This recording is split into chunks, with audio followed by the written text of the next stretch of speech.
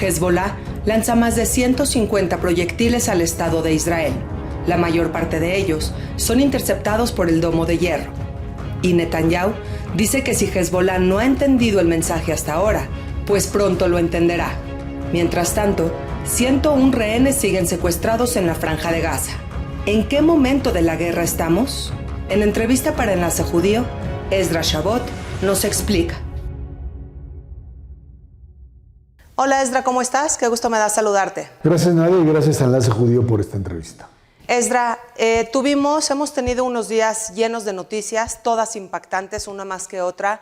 Primero los dispositivos que explotan, el primer día beepers, el segundo día walkie-talkies. Y la pregunta que todo el mundo se hace es, ¿cómo el Estado de Israel logró esta hazaña que sorprendió al mundo entero, Ezra? Mira, esto tiene que ver incluso con la propia debilidad del Estado de Israel. ¿Por qué? Uno diría, pero si esto es maravilloso, esto fue un evento que tuvo un impacto enorme, independientemente de que, por supuesto, hubo víctimas civiles dentro de las explosiones que se produjeron.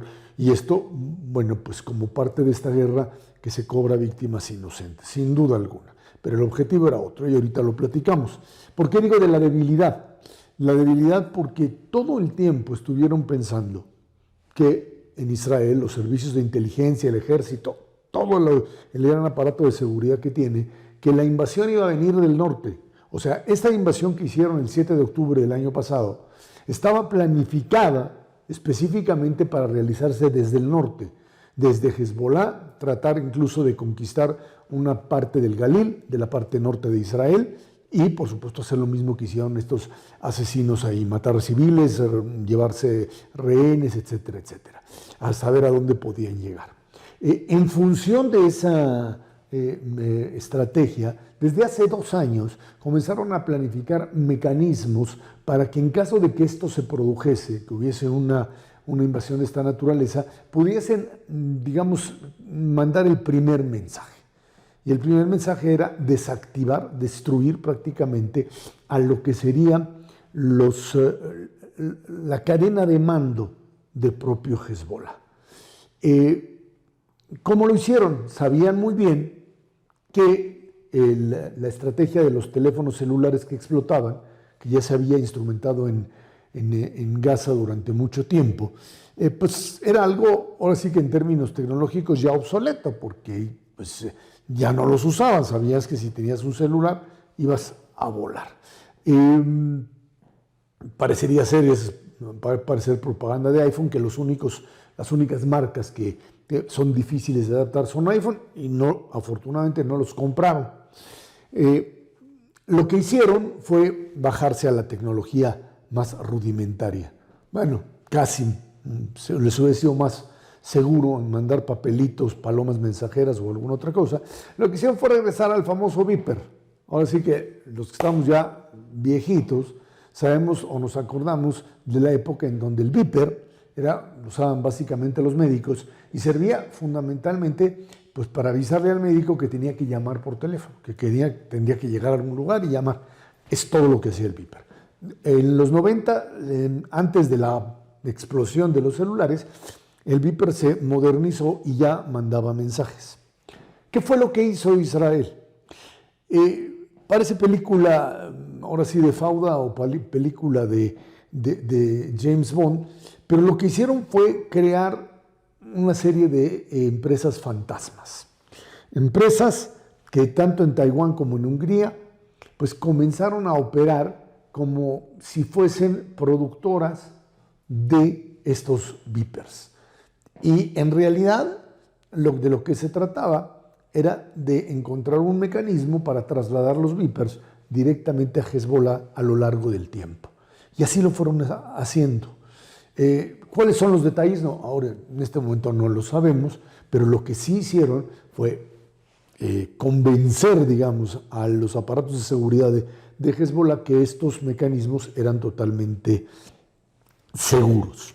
¿Qué les hicieron? Pues simplemente les metieron una cantidad determinada de explosivos que al mandar una señal calientan la batería y a los 10 segundos explotan. Hay la versión en Israel de que lo utilizaron en este momento básicamente porque parecía que estaban, dicen algunos, a punto de descubrirlos, o sea, de ver que esos aparatos podrían generar una explosión de esa magnitud y podrían, pues obviamente, generar el daño. Y en ese sentido tuvieron que adelantar la propia operación. Más allá de si fue esto o el hecho de que Hezbollah ha venido calentando la frontera en el norte, ¿qué quiere decir? Que los misiles o los cohetes lanzados aumentan en cantidad y algo más importante, aumentan en profundidad. O sea, llegan a lugares cada vez más cercanos. Naharía, que está más cerquita de Haifa, Tzfat, que está cerca de Tiberia.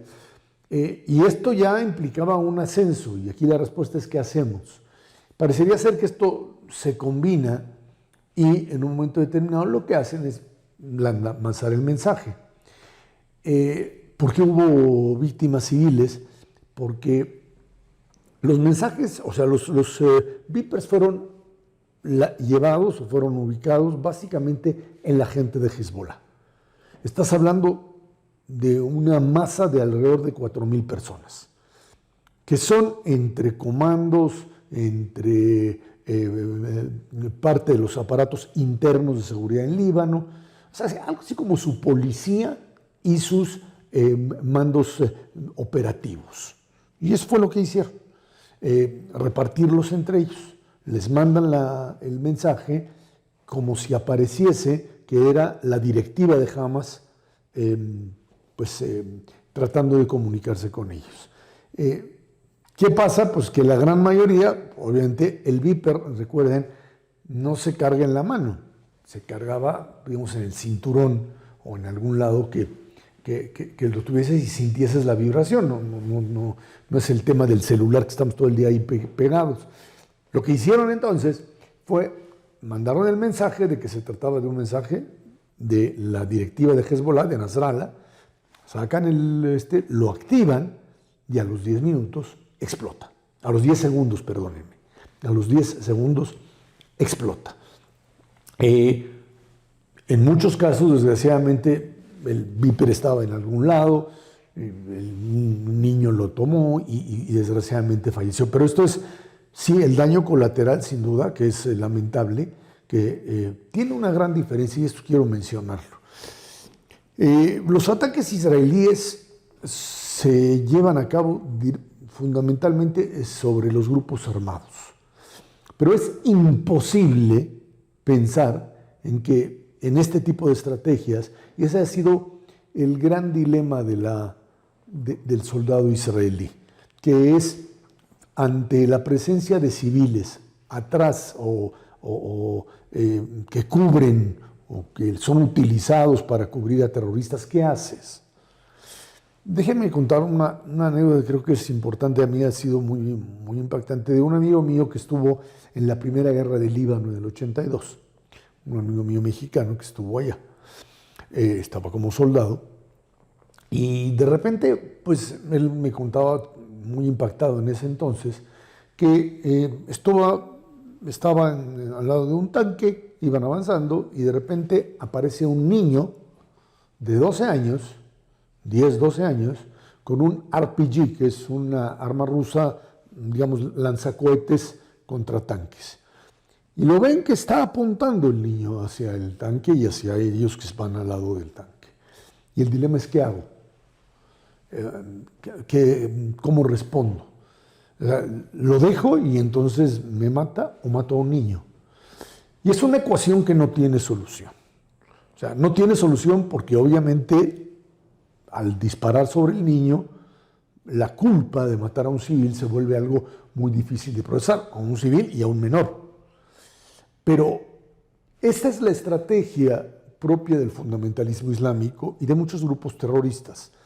La utilización o la manipulación de los valores occidentales con respecto a la vida frente, Nadia, a lo que representa para estos grupos el martirio, el morir y ir a otro mundo en condiciones mejores.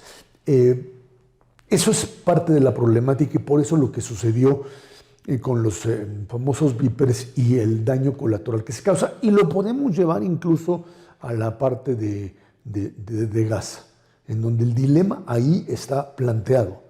Y más allá de la crítica que uno pueda tener, y lo digo abiertamente, sobre el propio Netanyahu y los mecanismos que ha hecho para permanecer en el poder y el sabotear negociaciones, hay que entender claramente que más allá de esto, que es parte de la dinámica política israelí, está el punto central, que es el objetivo de Hezbollah y de Hamas de destruir al Estado de Israel. Esto no se debe de perder de vista, porque en estos momentos sí aparece ya un Israel que avanza y que destruye y que mata, etc.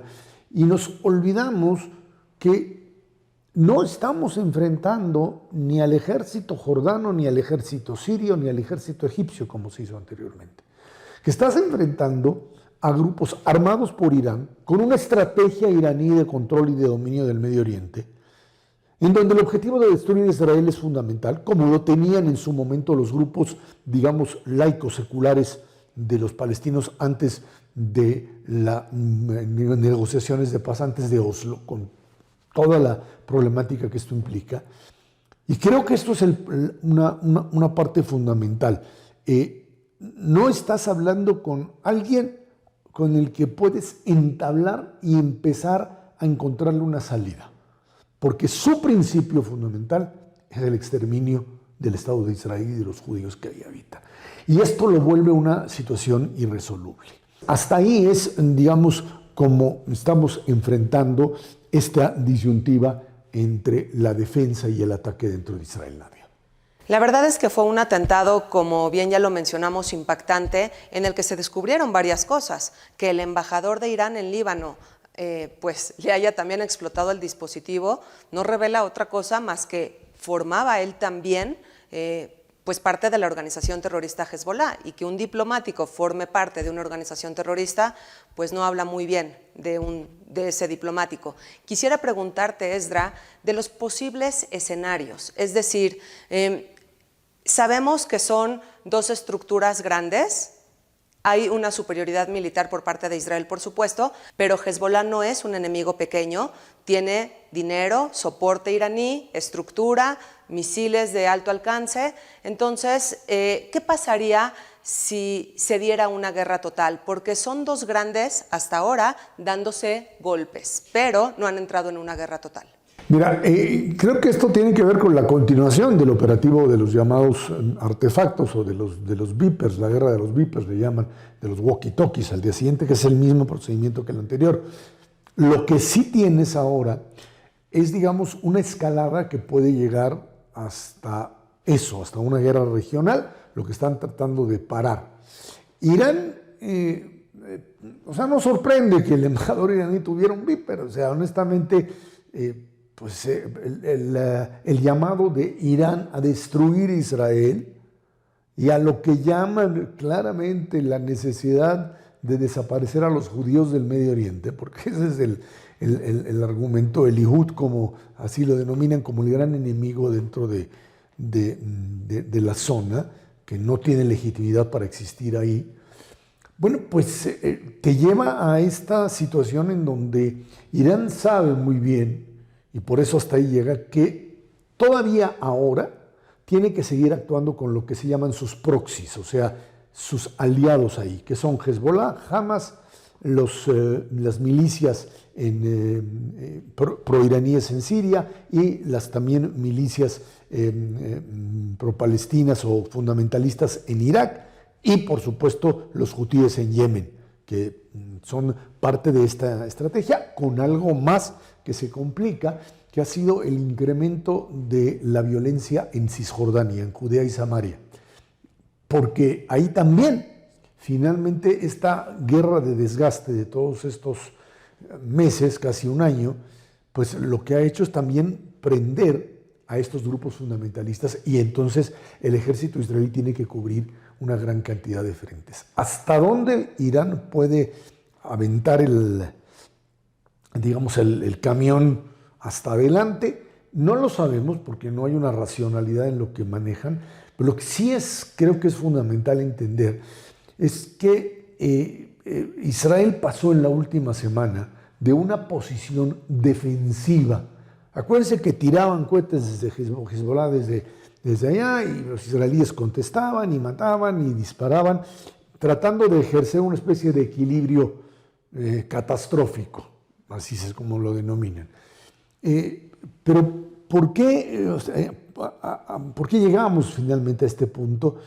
Porque la conexión entre lo que pasa, entre el atorón diplomático, político, militar en Gaza y lo que sucede en Líbano, terminó por incrementar, o sea, baja la intensidad en Gaza, aumenta significativamente esto en Líbano y nos lleva a una situación en donde Israel toma la iniciativa y decide claramente que está dispuesto a una escalada todavía mayor.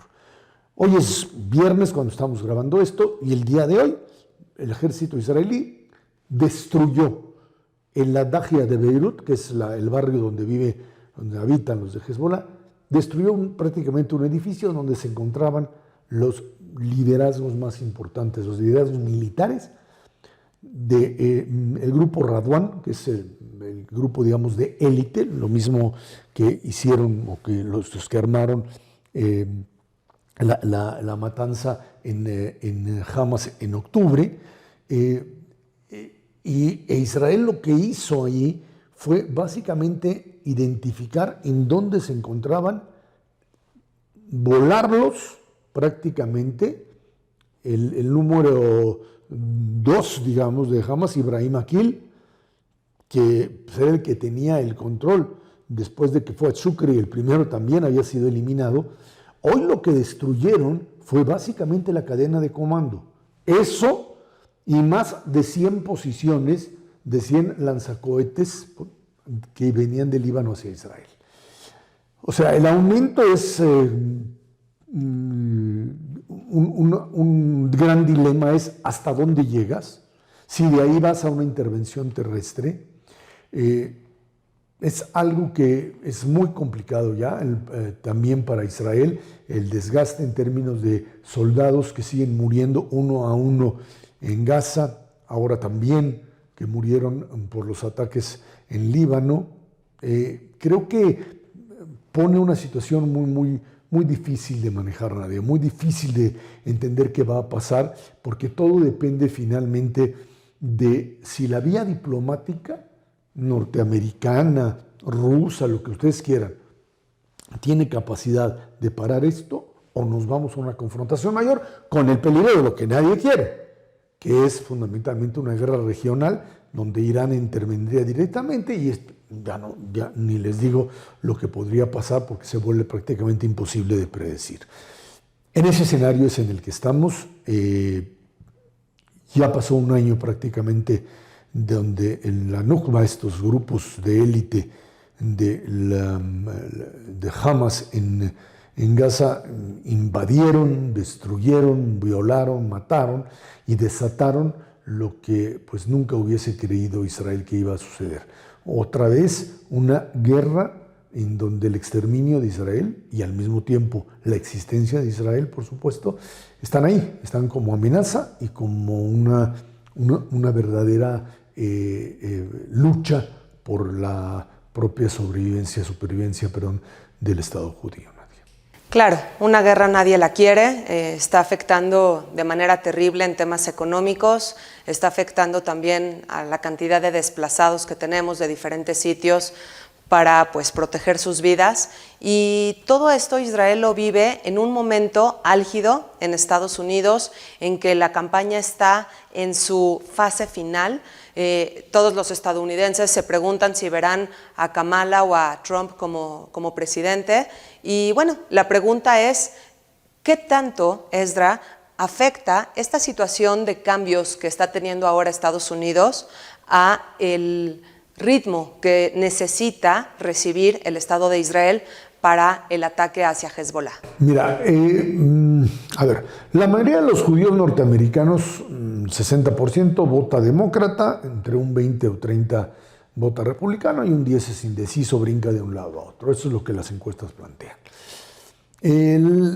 La figura de Kamala Harris fue manejada durante mucho tiempo como una figura que no era muy pro-israelí.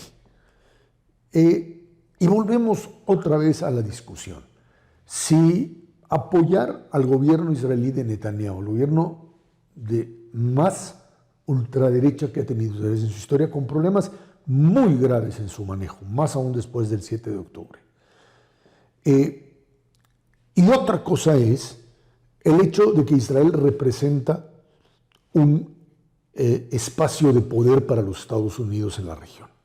Estamos hablando, además, de un Israel que en estos momentos sobrevive en términos militares, porque todo lo que tenían de reservas y etcétera se lo acabaron en los primeros 3 meses de la guerra y han venido subsistiendo a partir de lo que los norteamericanos, europeos en menor medida, han venido suministrando como armamento e incluso como instrumentos de defensa frente a los ataques de los cohetes.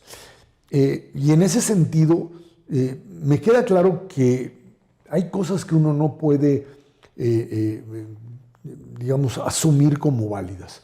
Y me refiero con el hecho de que, pues, Kamala Harris puede ser no la pro-israelí, tampoco Biden estaba dispuesto a asumir la estrategia Netanyahu, que es obvio que no lo hacía, pero estuvo ahí defendiendo finalmente a Israel desde el principio. El tema con Trump es que estamos hablando de un desquiciado. Estamos hablando de alguien que llega a una reunión con los israelíes que viven en Estados Unidos, hay toda una asociación, y bueno, y vienen algunos de los secuestrados que fueron liberados, gente que tiene a sus hijos ahí todavía secuestrada en Gaza. Y el tipo independientemente de darles el abrazo y decir, etcétera, viene manejando dos espacios de discurso que son muy peligrosos. Uno, primero, decir que si él no gana, Israel desaparecería en 2 años. En algo que, pues obviamente a todas luces, uno, no es real, y 2, representa prácticamente una amenaza. Y bueno, la segunda expresión, pues dañina incluso, por supuesto, para él es la de venirle a decir a este público conservador de israelíes que viven ahí, etcétera, que pues básicamente si él pierde, la culpa va a ser de los propios judíos de los Estados Unidos, porque la mayoría de ellos, así lo dijo textualmente, votan con el enemigo, votan por el enemigo. O sea, hablando de los demócratas, no como sus adversarios, no como enemigos. En esta lógica de muchos de los autoritarios de ahora, que insisten en que aquellos que opinan diferente a él simplemente no son legítimos, son enemigos a destruir. Creo que en ese sentido el propio Trump ha ido perdiendo no solamente popularidad, sino también ya elementos que pudiesen en algún momento representarle una capacidad de atracción con respecto a un determinado tipo de público. Que gane Trump, no sabemos qué puede pasar porque es lo que sucede con este tipo de personajes autoritarios. Un día dicen una cosa, el otro día hablan totalmente lo contrario y para ellos no existió lo que dijeron. O sea, son realidades que ellos asumen como lo que les es conveniente en el momento y pueden descalificar lo mismo que dijeron un día antes. Y en el caso de Kamala Harris, pues sí, aquí hay un problema fundamental. Estados Unidos e incluso el propio Trump en su momento están apostando por una solución al problema palestino-israelí con la creación de un Estado palestino al lado de Israel. Y es algo que hoy en el consenso israelí no existe, más aún después del 7 de octubre. O sea, hay que crear condiciones para encontrarle una salida a un conflicto muy complejo. Pero lo que también les queda claro a los israelíes cada día que pasa es que en ese lugar van a vivir judíos y van a vivir árabes musulmanes. Y tienen que encontrar el mecanismo, unos dicen que en conjunto, a mí me parece imposible, es la vieja opción del Estado binacional, cosa que sería un absurdo en este momento, y la otra es la separación, y ahí es donde viene, o sea, un Estado palestino al lado del Estado de Israel, cosa que hoy se ve muy, muy lejos, pero que parecería, a menos que alguien tuviera una cosa mágica, que no hay otra alternativa, a menos que querramos que cada determinado tiempo miles, cientos o miles de personas de un lado y del otro terminen muriendo en algo que por hoy parece no tener solución. Esdras, sin duda es demasiado complejo, son varios factores actuando al mismo tiempo. Por un lado tenemos ya una sociedad israelí cansada de tantos meses de guerra, familiares que extrañan a los soldados que están fuera de casa. Tenemos también este sector de la sociedad que aún tiene secuestrados y que los exige y que lo único que necesita es ya verlos de vuelta con vida. Y tenemos las elecciones en Estados Unidos y la amenaza todo el tiempo constante de que a ver en qué momento Hezbollah responde. También estamos a la expectativa de todas las sorpresas que nos pueda dar el servicio de inteligencia en los próximos días israelí, porque esto de los beepers y walkie-talkies y demás, pues sin duda nos agarró a todos por sorpresa. Estaremos analizando como siempre contigo. Muchísimas gracias por hacernos entender todo de una mejor manera. Nos vemos la próxima ocasión. Muchas gracias, Nadia, y gracias a Enlace Judío por esta plática. Gracias, Esdras. Hasta la próxima.